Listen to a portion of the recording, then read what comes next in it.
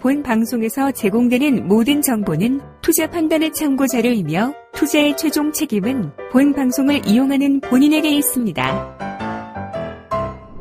네, 반갑습니다. 오늘은 1월 25일 화요일입니다.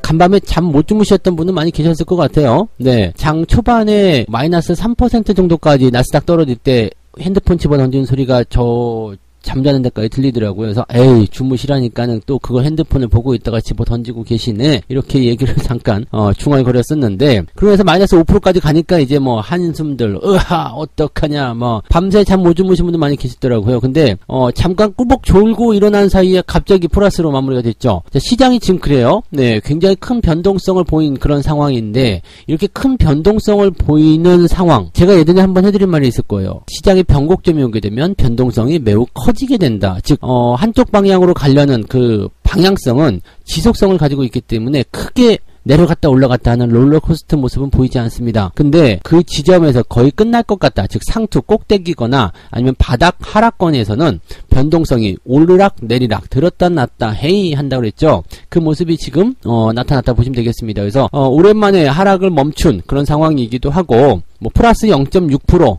이 정도 올라간 거 가지고 무슨 호들갑이냐가 될지도 모르겠습니다만, 마이너스 5%까지 빠졌다가 플러스 0.6으로 마무리된 거예요. 어마어마하게 빠른 속도로 기어 올라갔다 이렇게 생각하시면 되겠죠. 자, 다우지수가 플러스 0.29%고요. 나스닥이 플러스 0.63%입니다. 일단 하락 멈춰가 일단 된 것 같은데, 물론 변동성이 나타난 첫 번째 포인트이기 때문에 이게 끝이다, 이제는 올라간다 이렇게 보기엔 좀 어렵습니다. 그렇지만 내용 자체가 급락 이후에 급반동으로 연결돼서 플러스까지 땡겨버린 상황이기 때문에, 또 그렇게 마무리가 됐기 때문에 시장 흐름은 좋아졌다라고 보실 수가 있겠죠. 나스닥 같은 경우가 마이너스 4.8%가 넘게 하락세를 좀 보였었다라는 게, 이게 엄청난 부분이라고 좀 생각하시면 될 것 같습니다. 그래서 이 정도 변동은 리먼 사태 때 이후로 보기가 어려웠었던 것 같아요. 본 적이 없었던 것 같은 느낌. 나스닥이 5% 정도 빠졌다. 야, 이거 쉽게 보기 어려운 내용이거든요. 그래서 이런 정도의 움직임들 도대체 무슨 이유들이 있었는지 알아보도록 하겠습니다.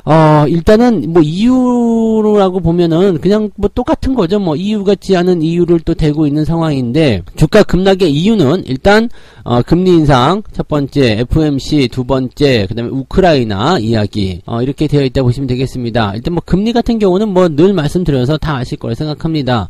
예상보다 연준의 빠른 긴축 움직임 때문에 그랬다.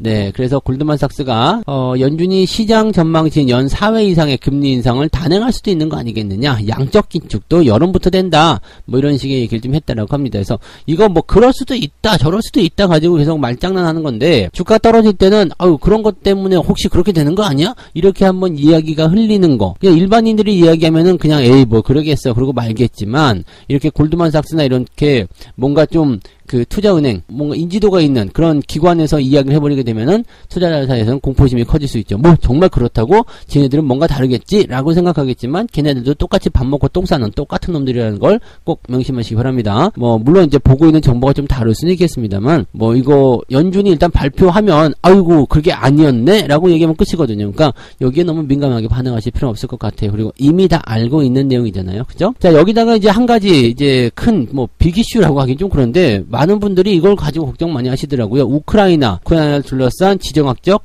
긴장 고조감. 이게 이제 왜 이렇게 큰 이슈냐라고 이제 생각하실지 모르겠는데, 이게 나토, 네, 북대서양 조약기구인가요? 걔네들과의 어떤 그런 연결고리란 말이에요. 그래서 예전에 이제 구소련 때부터 시작해가지고요, 네, 그 2차 대전으로 거슬러 올라가야 되겠죠. 그래서 유럽 지역 자유 세력이죠. 그 다음에 이제 공산 세력하고의 어떤 완충 구간에 있었던 게 이제 우크라이나다 이렇게 보시면 될 것 같은데, 이제 이쪽으로 이제 나토가 진입을 한다는 얘기죠. 그러니까 우크라이나를 포함시켜버리겠다. 그러면 이제 지금 러시아 같은 경우는 바로 국경 코앞까지 이제 자유 세력의 적국이라고 봐야 되겠죠. 뭔가 경쟁 상황, 네, 경쟁 상황 이런 쪽에 되는 그 국가들의 대포. 국경이 인접해지는 거죠. 그래서 거기서 이제 위협을 가할 수도 있다 이런 얘기입니다. 그러니까 예전에 이제 소련이 맺었던 그 내용은 이제 나토의 이런 세력 확장이 동진하지는 못하게 하자 이런 식으로 나왔었던 것들인데, 그래서 거기서 협의가 돼가지고 잘 있었는데, 이제 우크라이나를 포함하게 된다 그러면 이제 문제가 되는 거죠. 그러니까 러시아 입장에서는 야 니네 그때 이렇게 약속하지 않았냐라는 상황이 좀 되는 거고, 이제 유럽 자유연합 쪽에서는 그거는 동독이 하나인 거였어, 이거는 관계없는 건데 라는 얘기가 좀 나오게 되는 거고, 하여튼 그렇다고 합니다. 그래서 여기에 대한 부분들은 쉽게 얘기하면 이런 것 같아요. 우리나라에 그 사드 같은 게 들어와가지고 중국이 반발하는 거지. 사우드는 북한을 경계하기 위해서 그냥 대한민국을 수호하기 위해서 만든 것이다, 니네는 관계없어요 라고 얘기하지만, 중국 입장에서는 자기 바로 코 밑에 미사일 기지가 올라가고 있고 발사대가 올라가고 있고, 그러니까 열받는 거예요. 이런 식의 느낌이라고 보시면 됩니다. 그러니까 이 러시아 입장에서는 우크라이나를 이력신역으로 가게 되면 니들이 우리가 침공을 하겠다, 이런 식의 군사행동을 하겠다, 이런 식의 얘기가 나오는 거죠. 그러다 보니까 이제 우크라이나의 자유를 지키기 위해서 하겠다, 이제 명분이 하나 생겼잖아요. 그러니까 바이든 대통령이 이제 지상 병력을 증파하겠다, 이렇게 전쟁의 기운이 돈다라고 되어 있는 상황인데, 잘 아시겠지만 전쟁이 그렇게 쉽게 일어나는 거 아니고요. 이 전쟁이라는 부분들이 러시아와 미국의 전쟁이다라는 그런 확전에 대한 우려감을 가지고 있는 거죠. 그래서 그런 상황이 되어버리기 때문에 그냥 저쪽 변두리에서 일어나는 어떤 작은 내전이나 이런 게 아닙니다. 그래서 러시아와 미국이 붙었다 그러면은 중, 북 이렇게 될 수 있겠죠. 그 다음에 미국 같은 경우는 당연히 유럽의 이권과도 연결되어 있으니까 유럽의 영국, 프랑스 등등등 해가지고 다 같이 뭉쳐서 으쌰으쌰 할 수 있는 거죠. 그러면 3차 대전 아니냐 이렇게 걱정을 하시더라고요. 거기까지 가겠느냐? 쉽지 않다라고 생각하시면 되겠죠. 네, 일단은 일어나더라도 국지전이고요. 그냥 전면전으로 들어갈 만한 그런 상황은 지금 일어나지 않는다고 생각하시면 되겠습니다. 악재가 일단은 공개가 되면서 오히려 주가가 좀 상승했다. 네, 이렇게 됐다고 하는데, 비상 대비 태세, 거기는 비상이라고 하더라도요, 크게, 네, 거기에 반발을 해서 우리가 반응을 해가지고 대응하실 필요는 없을 것 같습니다. 여러 가지 복잡한 역사적인 또는 자국 내 이권을 개입한 그런 부분들이 있을 것 같은데요. 지금은 옛날과는 다르게요, 이렇게 들어가는 포인트가 아니거든요. 무력으로 한다든지 그런 상황이 아니라, 지금 보시면 아시겠지만 미국에서 또 다른 조치로 나가는 건 뭐예요? 반도체 수출 금지라든지, 이런 것들 검토하고 있다라고 그러죠. 그러니까 여러 가지 부분에서 지금은 자원 전쟁이란 말이에요. 미국과 러시아가 총칼로 싸우는 거 사실 이거는 답이 없는 거죠. 그 다음에 우크라이나와 러시아, 이거는 러시아에게 게임이 안 되는 상황이기 때문에 우크라이나는 무조건 절대적으로 지원이 좀 필요한 상태고, 하여튼 그렇다고 보시면 될 것 같아요. 일단은 무기는 뭐예요? 나 이렇게 하면 니네는 때릴 수 있어, 싸울 수 있어, 그렇게 되지만 뒷 배경은 뭐예요? 나 지금 주먹으로 싸울 수 있지만 너랑 싸우는 게 아니고 우리 집 뒤에 우리 삼촌이 경찰이야, 내가 그런 거 있어. 그러면은 이제 이쪽에서는 나는 너 서장만 어디 살지 사우나 했어, 밥 먹었어, 다 했어, 그렇게 싸우고 있는 거예요. 말싸움이라고 봐야 되겠죠. 네, 물론 치고받고 밀치고 그런 과정에서 약간 생채기 날 수 있어요. 근데 전면전이라는 너 죽고 나 죽자 쉽지 않습니다. 그리고 실질적으로 저쪽에 형제들 나오고 이쪽에 형제 집안 싸움 되고 동네 싸움 되고 나라 싸움 되고 이렇게 되기는 어렵다라고 생각하시면 되겠습니다. 너무 걱정하지 마세요. 이런 재료들은요, 네, 여러분들이 주식 투자하시면서 정말 수도 없이 많이 겪어야 되는 그런 재료들이니까 걱정하지 말자라고 보시면 되겠습니다. 지금 이제 이 시장의 하락을 촉발했었던 또 다른 내용을 좀 살펴보게 되면, 제레미 시겔이라고 펜실베니아 와튼스쿨 교수가 있습니다. 이 사람 책도 많이 쓰고 그랬죠. 근데 이 사람은 이제 나스닥이 10에서 15% 더 떨어질 수 있고, 이거는 전혀 이상한 거 아니야, 베어마켓에 이제 진입하게 될 거야, 이런 식으로 경고를 때리는 상황이 벌어졌습니다. 이 제레미 시겔이라는 사람이 상당히 영향력이 있기 때문에 이 말 한마디가 상당히 영향을 좀 줬었다라고 볼 수가 있는 부분이고요. 오후에 들어서면서 이제 낙폭이 갑자기 줄어들면서 상승 전망되니까 JP모건에서 최고 주식 전략가가 이런 말을 합니다. 주식시장의 하락이 너무 과도한 거 아닙니까? 최악의 경우가 된다면 연준이 지원하게 될 거예요. 다시 양적 완화 진행하게 될 겁니다. 등등의 얘기가 나오게 되는 거죠. 그러니까 내려갈 때는 죽겠다, 큰일 났다 이렇게 얘기하다가 올라갈 때는 바로 또 말 바꿔서 최악이에요, 이렇게 되지 않아요, 그냥 올라갈 거예요, 걱정하지 마세요 등의 얘기가 또 나오는 거죠. 근데 내려가면 내려간다, 올라가면 올라간다, 그런 식의 전망이기 때문에 그냥 전망에 대한 그런 부분들을 가지고서 너무 민감하게 반응하지 마시고 항상 대응만 잘 하셨으면 좋겠습니다. JP모건의 최고 주식 전략가인 이 마르코 콜라노비치라는 이 이 사람이 한 이야기를 조금 더 이야기해보면 최근 위험자산 회피 현상은 과도한 측면이 있다. 과매도 구간에 가까워졌다는 기술적 지표와 약세로 전환한 시장 심리를 고려할 때 우리는 이번 조정의 막바지 단계에 온 것으로 보인다.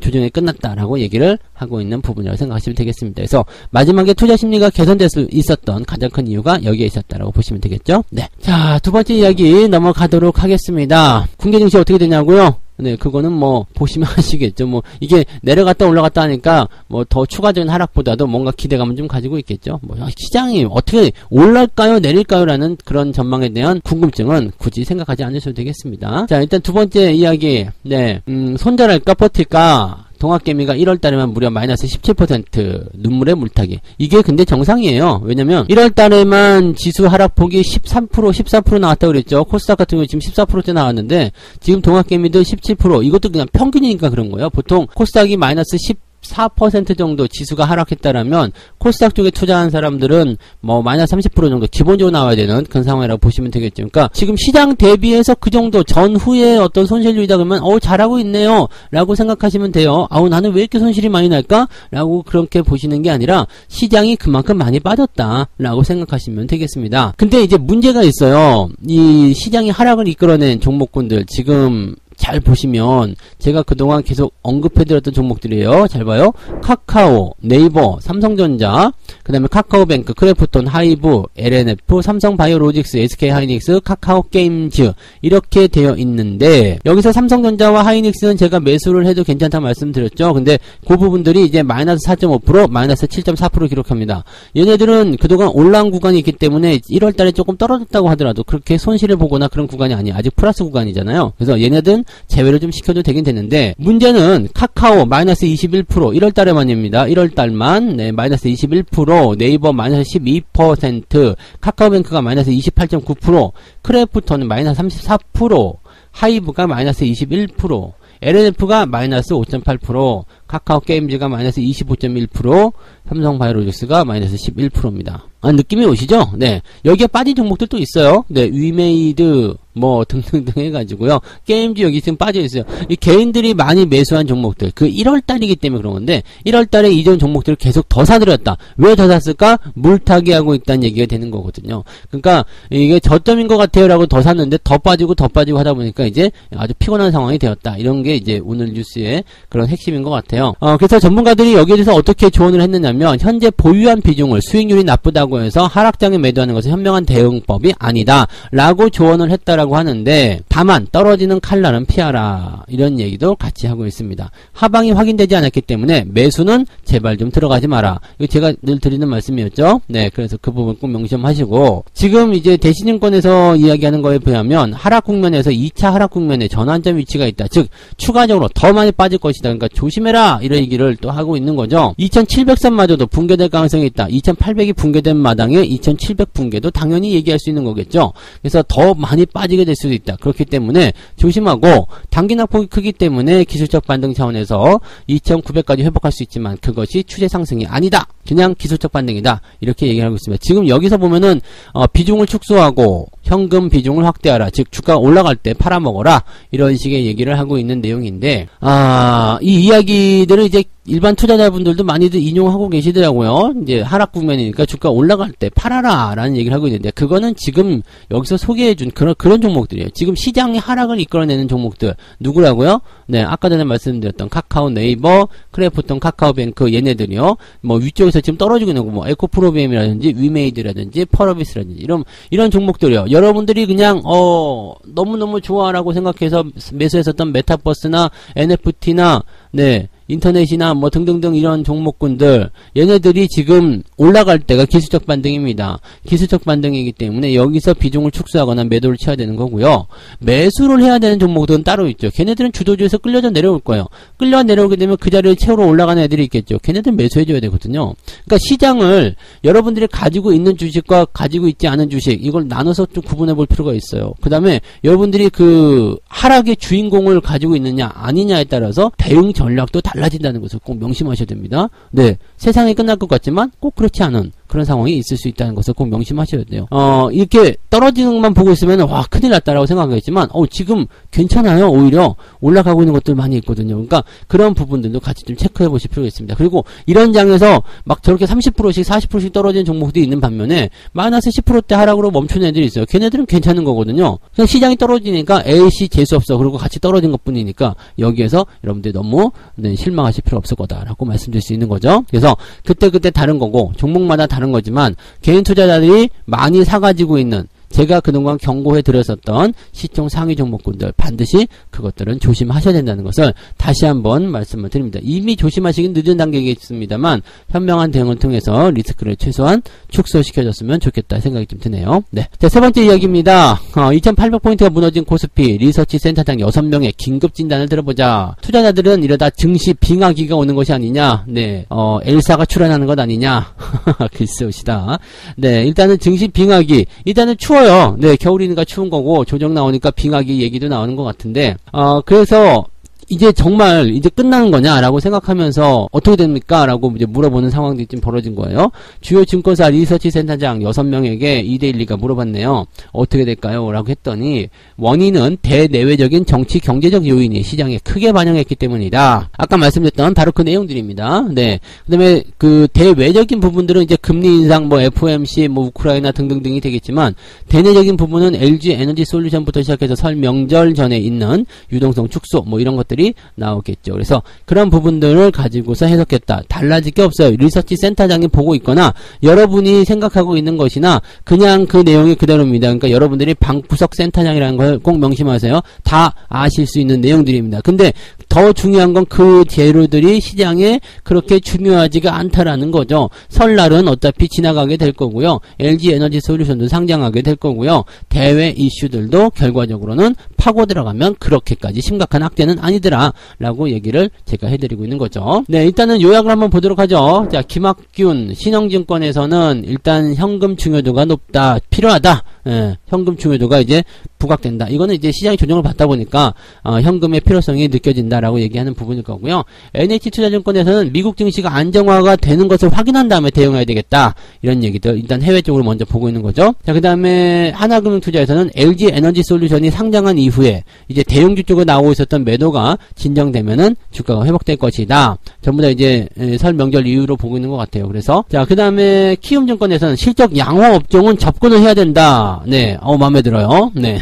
그 다음에 KB증권에서는 하반기로 갈수록 개선된다. 그렇죠. 이건 장기적으로 보고 있는 것 같고, 그 다음에 이베스트 같은 경우는 반등 조건부터 파악할 필요가 있다. 그렇죠. 반등이 어떻게 이루어질 것인지, 반등이 또 나오고 있는 것인지 이런 것들 확인을 해야 되겠다. 지금 다 맞는 말만 해준 것 같아요. 그래서 지금 증권사 리서치 센터장들이 보고 있는 이 포인트들은 집중을 하게 되면 떨어지는 종목들은 일단 떨어지는 거고, 밑에서부터 치고 올라가는 것들 또는 이제 앞으로 올라갈 것들 또 하반기까지 회복할 것들 뭐 등등에 대한 것들이 반등이 나가는 부분들을 확인하고 진행하라. 그러기 위해서는 현금도 어느 정도 필요할 것이다 라고 얘기를 할 수 있는 거가 되겠죠. 네. 자, 지금 근데 그럼에도 불구하고 전체적으로 지금 당장의 시장에서는 부정적인 그런 견해가 좀 많이 있다라고 보시면 되겠습니다. 급락의 가능성은 낮지만 추세적인 부분에서의 부담감은 있다라고 얘기를 하고 있는 거겠죠. 네, 중국이 이제 춘절을 앞두고 시장에 유동성을 공급하겠다 이렇게 선언도 했었고, 글로벌 시장에 약간의 어떤 숨통이 트일 수 있는 그런 부분이 좀 있을 것이다. 뭐 그런 부분들. 또 그 다음에 어제 같은 경우는 우리나라 증시는 폭락했지만 일본하고 중국, 대만은 주가가 플러스로 마무리가 됐잖아요. 그러니까 오히려 코스피가 더 소외받는 그런 느낌이었기 때문에 주가가 반등할 가능성이 훨씬 더 높다. 이런 식으로 보시면 되겠죠. 하지만 역시 보수적으로 접근해야 된다. 네, 지금 변동성은 계속 나오고 있기 때문에 여기에 대한 것들은 여전히 보수적으로 접근하고 너무 서둘러 대응하지 마라. 네, 그런 식으로 엮으면 되겠습니다. 뭐 해외적인 재료, 대외 이슈 이런 것들에 대해서는 그렇게까지 민감하게 반응하실 필요 없을 것 같고요.